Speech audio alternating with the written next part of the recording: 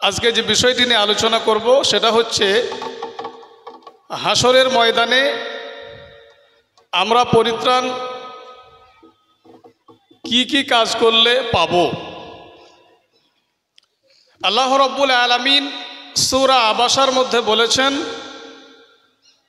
উজুহু ইয়াউমাইদিন মুসফিরা, কিয়ামতের মাঠে কতকগুলো চেহারা ঝকমক করতে থাকবে। যাহিকাতুম মুস্তাবসিরা, হাসি খুশি ও আনন্দে উজ্জ্বল হবে। তো কিয়ামতের মাঠটা অত্যন্ত ভয়ানক হবে, অত্যন্ত জটিল ও কঠিন হবে। সেই মাঠে উত্তরণের উপায় কি, নাজাতের উপায় কি? বিশ্বনবী জনাবে মুহাম্মদুর রাসূলুল্লাহ সাল্লাল্লাহু আলাইহি ওয়াসাল্লাম এই মর্মে সহিহুল বুখারীতে একটি গুরুত্বপূর্ণ হাদিস নিয়ে ইমাম বুখারী রাহমাতুল্লাহ আলাইহি একটি গুরুত্বপূর্ণ হাদিস নিয়ে এসেছেন। নবী মুহাম্মদ সাল্লাল্লাহু আলাইহি ওয়াসাল্লামের সহিহুল বুখারী প্রথম খণ্ড 91 পৃষ্ঠার ভিতরে হাদিসটি এসেছে। হাদিস নম্বর 660। নবী মুহাম্মদ সাল্লাল্লাহু আলাইহি ওয়াসাল্লাম বলেছেন, হাদিসটি বর্ণনা করেছেন আবু হুরায়রা রাদিয়াল্লাহু তাআলা আনহু। তিনি রাসূল করিম সাল্লাল্লাহু আলাইহি ওয়াসাল্লাম থেকে হাদিসটি বর্ণনা করেন। নবী সাল্লাল্লাহু আলাইহি ওয়াসাল্লাম বলেছেন, সাবআতুন ইউদিল্লুহুমুল্লাহু ফি যিল্লি ইয়াওমা লা যিল্লা ইল্লা যিল্লুহু। কিয়ামতের দিন আল্লাহ রাব্বুল আলামিন 7 প্রকারের মানুষকে আল্লাহ রাব্বুল আলামিনের আরশের ছায়ার তলে স্থান দেবেন। যেই দিন আল্লাহ রাব্বুল আলামিনের আরশের ছায়া ছাড়া পৃথিবীর কোনো মানবের ছায়া থাকবে না। আরশের ছায়া বলতে কি? সেই দিন কি আরশকে খাড়ো করে দেওয়া হবে আমাদের সামনে? না সেই দিন এই যে আপনার তারপলিন টাঙা আছে, তিরপাল টাঙা আছে, বিবাহ শাদীতে সামিয়ানে টাঙিয়ে দেওয়া হয়। অনেক সময় রৌদ্রের সময় আমরা ছাতা টাঙিয়ে রাখি, ছাতা মাথায় রাখি, এমনটা হবে কি? আসলে এমনটা নয়। আরশের ছায়া বলতে আল্লাহ রাব্বুল আলামিনের মর্যাদাকে বোঝানো হয়েছে, এবং আরশের ছায়া বলতে আল্লাহ রাব্বুল আলামিনের দায়িত্বে, আল্লাহ রাব্বুল আলামিনের হিফাজতে আমরা থাকব। সেদিন অত্যন্ত রৌদ্র পড়বে, তাপমাত্রা অত্যন্ত কঠিন হবে, সূর্য মাথার অত্যন্ত কাছাকাছি হবে। কতটা কাছে হবে?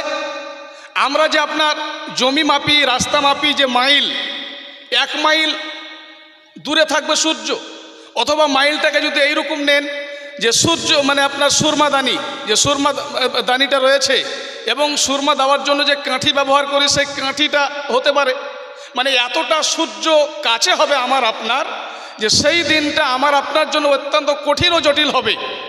তবে রাসূল আকরাম সাল্লাল্লাহু আলাইহি ওয়াসাল্লাম বলেছেন, 7টা শ্রেণীর মানুষ, 7 প্রকারের মানুষকে আল্লাহ রাব্বুল আলামিন সেই দিন তার ছায়ার তলে স্থান দেবেন।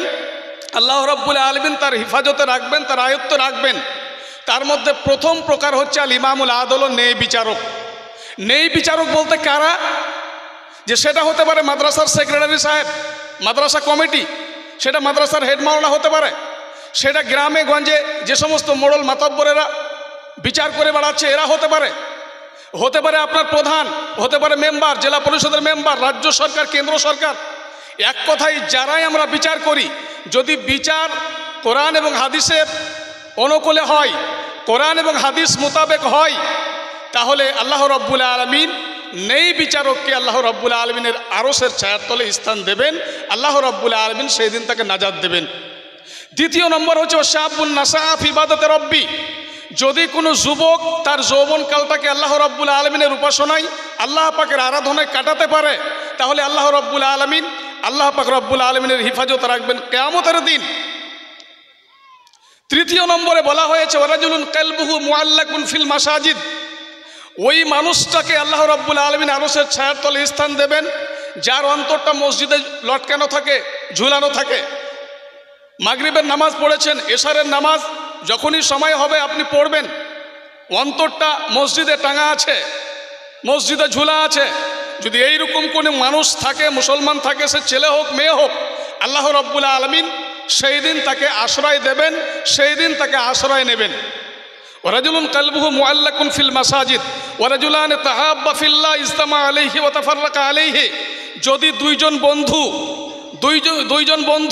দুইজন মুসলমান এইরকম স্থাপন কায়েম করতে পারে, এইরকম সম্পর্ক রাখতে পারে যে শুধুমাত্র আল্লাহকে সন্তুষ্ট করার জন্য, আল্লাহকে রাজি করার জন্য, একসঙ্গে খাওয়া দাওয়া, একসঙ্গে চলাচল, একসঙ্গে শিক্ষকতা, একসঙ্গে ব্যবসা বাণিজ্য, যখনই দেখবে শরীয়তের বারখেলাপ, শরীয়তের খেলাপ করছে, উল্টা করছে, বন্ধু তোমার সঙ্গে আমি আর চলতে পারবো না, যতক্ষণ পর্যন্ত তুমি শরীয়ত মোতাবেক চলবে।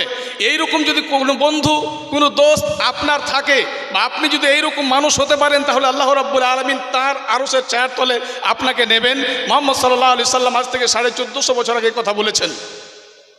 তারপরে আরেকটা শ্রেণী হবে সেই দিন, ওয়ারাজুলুন দাআতুহু ইমরাতুন যাতু হাসাবিন ওয়া জামালিন ফাকালা ইন্নী আখাফুল্লাহ। এইরকম কোনো যুবক যদি সমাজে থাকে, যেই যুবকটাকে কোনো সম্ভ্রান্ত বংশীয় রমণী, কোনো বড় লোকের মেয়ে, হাই স্কুলের হেডমাস্টারের মেয়ে, কলেজের প্রিন্সিপালের মেয়ে, কোনো বড় চাষির মেয়ে, কোনো বড় ডাক্তারের মেয়ে যদি আহ্বান করে, একটা রূপসী মেয়ে, সুশ্রী মেয়ে, যে ভাই চলো কোনো নির্জনে যাই, মনের বাসনা দুইজনে পূরণ করে নি। আর ওই যুবকটা যদি বলতে পারে, বোন আল্লাহকে ভয় করি আমি, পৃথিবীর কোনো মানুষকে ভয় করি না, তোমার সঙ্গে খারাপ কাজে যাব না। উচ্চ বংশীয় রমণীর কথা কেন বলা হলো? একজন যুবক সবসময় চাই যে এমন একটা সুন্দরী মেয়ের সঙ্গে খারাপ কাজ করব, জেনাবা বিচার করব, যেই মেয়েটার সঙ্গে জেনাবা বিচার করতে অত্যন্ত ভালো লাগবে, এবং পরবর্তী স্টেজ এমন হতে পারে যে মানুষ বিচার সালিশ করে বিবাহ বন্ধনে আবদ্ধ করিয়ে দিতে পারে আমাদের। তাহলে আমি বড় মালদার হয়ে যাব, ধনী হয়ে যাব। এই জন্য মুহাম্মদ সাল্লাল্লাহু আলাইহি সাল্লাম পৃথকভাবে উচ্চ বংশীয় রমণীর কথা বলেছেন। তারপরে কি নবী মুহাম্মদ সাল্লাল্লাহু আলাইহি ওয়াসাল্লাম বলেছেন, ওয়ারাজুলুন যাকারাল্লাহ খালিয়ান ফাফাজাত আইনাহু। যদি এইরকম কোনো যুবক সমাজে থাকে, এইরকম কোনো যুবতী সমাজে থাকে, যে নির্জনে আল্লাহ রাব্বুল আলামিনকে ডাকে, রাত্রে উঠে 2 রাকাত সালাত আদায় করে 2 হাত তুলে আল্লাহর কাছে ফরিয়াদ করে আর বলে, মাবুদ জীবনে অনেক ভুল করে ফেলেছি, তুমি আমাকে মাফ করো, তুমি আমাকে ক্ষমা করো। এইরকম যদি কেউ আল্লাহকে ভয় করে, এইভাবে আল্লাহকে ভয় করে, ইমাম শাফি রাহমাতুল্লাহ আলাইহি বলেছেন, নির্জনে আল্লাহকে ভয় করে এটা মুশকিল, এটা কঠিন, এটা জটিল, এটা কেউ করতে পারে না সহজে। অত্যন্ত আল্লাহ ভীতু মানুষ হতে হয়, তখনই সে পারে। যদি এইরকম কোনো যুবক যুবতী পারে, বিশ্বনবী মুহাম্মদ সাল্লাল্লাহু আলাইহি সাল্লাম বলেছেন যে আল্লাহ রাব্বুল আলামিনের দায়িত্বে, আল্লাহ রাব্বুল আলামিনের হিফাজতে থাকবে। এইরকম কোনো যুবক যদি সমাজে থাকে, এলাকাতে থাকে, এই রাজ্যে থাকে, এই দেশে থাকে। নবী সাল্লাল্লাহু আলাইহি ওয়াসাল্লাম তারপরে বলেছেন, ওয়ারাজুলুন তাসাদদাকা বিসাদাকাতিন ফাআখফা হাত্তা লা তা'লামা শিমালুহু মা তুনফিকু ইয়ামিনু। মুহাম্মদ সাল্লাল্লাহু আলাইহি ওয়াসাল্লাম বলেছেন যে যদি কোনো মানুষ এইভাবে সাদকা করে, ডান হাতে দান করলো আর বাম হাত জানতেই পারছে না কি দান করলো, তার মানে কি রিয়া মুক্ত হয়ে, লৌকিকতা বর্জন করে, লোক দেখানোকে বর্জন করে, গোপনে আল্লাহকে সন্তুষ্ট করার জন্য দান করে। ইমাম শাফি রাহমাতুল্লাহ আলাইহি বলেছেন যে একজন মানুষ যার টাকা কম আছে, এই অবস্থায় টাকা দান করা অত্যন্ত কঠিন। বিদ্বানগণ বলেছেন গোপনে দান করা কঠিন, যদিও পবিত্র কোরআন মাজিদে দান সম্পর্কে মোট আয়াত আছে 68টি আয়াত আছে। তার মধ্যে একটি আয়াত আছে যে একজন মানুষ প্রকাশ্য দান করতে পারে, একজন মানুষ গোপনেও দান করতে পারে। গোপনে দান করাটা অত্যন্ত কঠিন ও জটিল। যে আমি গোপনে দান করব, গ্রামের তো কেউ জানতে পারলো না যে মাদ্রাসায় দান করেছে অমুক, মসজিদে দান করেছে অমুক, ইসলামিক সংগঠনকে দান করেছে অমুক, ইসলামের খাতে দান করেছে অমুক, কোনো গরিব দুঃখীকে অসহায় মানুষকে দান করেছে অমুক, এটা কেউ জানতে পারলো না। এটা অত্যন্ত কঠিন ও জটিল। যদি এইরকম কোনো মানুষ সমাজে থাকে, বিশ্বনবী মুহাম্মদ সাল্লাল্লাহু আলাইহি সাল্লাম 1450 বছর আগে বলেছেন যে আল্লাহ রাব্বুল আলামিন তাকে তার দায়িত্বে নেবেন, যেই দিন আল্লাহ রাব্বুল আলামিনের হিফাজত ছাড়া পৃথিবীর কোনো মানুষের হিফাজত থাকবে না। কেমন করে? দুনিয়াতে একটা মানুষ অন্যায়ভাবে মার্ডার করেছে, দুনিয়াতে অন্যায়ভাবে একটা মানুষকে বেইজ্জত করছে, অসম্মান করছে, অনেক অরাজকতা, অনেক ত্রাস সৃষ্টি করছে, অনেক ঝামেলা করছে। এত তো সত্ত্বেও একটা শ্রেণী আছে, একটা মানুষ আছে, সেই মানুষটার পক্ষে হয়ে কথা বলে মানুষটাকে বাঁচিয়ে নিচ্ছে। কিন্তু কিয়ামতের মাঠ এত জটিল, এত কঠিন হবে, সেই দিন আমার আপনার বাঁচার পথ থাকবে না। এই জন্য আল্লাহ রাব্বুল আলামিন বলেছেন পবিত্র কোরআনে যে সেই দিন কতকগুলো চেহারা ঝকমক করতে থাকবে এবং আনন্দে এবং হাসি খুশি অবস্থায় মুখমণ্ডল উজ্জ্বল দেখা যাবে, আবার কতকগুলো মানুষের অবস্থা একেবারে ধুলিমলিন হবে।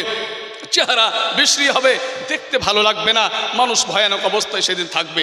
সম্মানিত শুধু সংক্ষিপ্তভাবে হাদিসটির অনুবাদ এবং ব্যাখ্যা করলাম। পবিত্র কোরআন মাজিদের দুটো আয়াত তেলাওয়াত এবং তার অনুবাদ করেছি।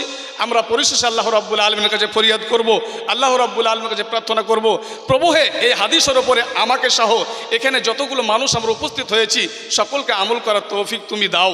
হে রব্বুল আলামিন, যে সমস্ত মা বোনরা উপস্থিত হয়েছেন তাদের জন্য খাস করে দোয়া করি, পুরুষ ভাইরা উপস্থিত হয়েছেন তাদের জন্য খাস করে দোয়া করি। তারা যে ভুল ত্রুটি করেছেন এই ভুল ত্রুটির জন্য, গুনাহের জন্য যেন আল্লাহ রাব্বুল আলামিনের কাছে কাকুতি মিনতি সহকারে প্রার্থনা করে ক্ষমা চেয়ে নিতে পারে এবং আল্লাহ পাক ক্ষমা করে দেন। এই দোয়া এবং দাবি রেখে আজকের মতো শেষ করছি।